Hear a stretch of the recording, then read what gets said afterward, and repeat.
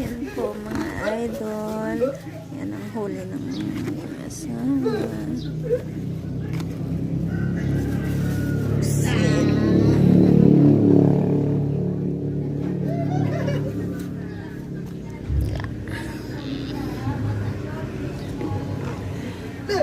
Pang-adobo na naman ako.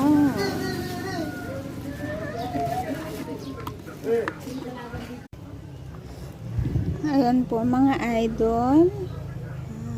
Tayo po ay nagsigang ng sinigang na tulingan ulit.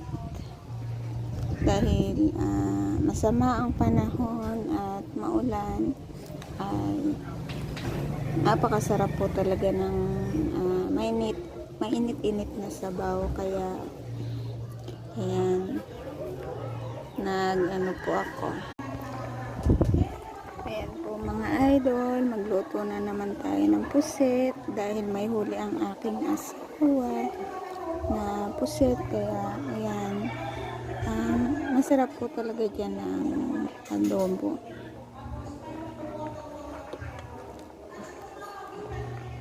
Diba? Tumaba siya nung pagkaluto.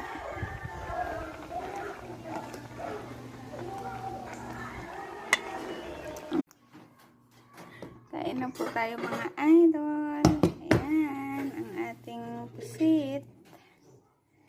Tapos ang ating sinabawan na tulingan.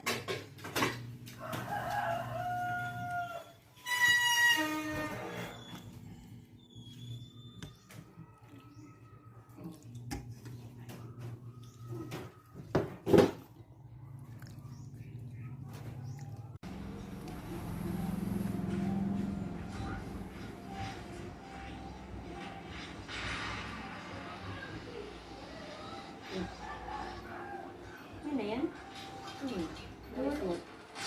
Wala naman bago.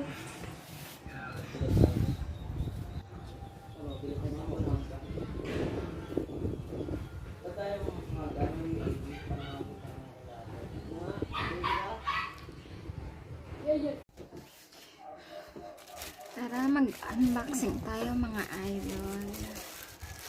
Buksan na natin ating parcel.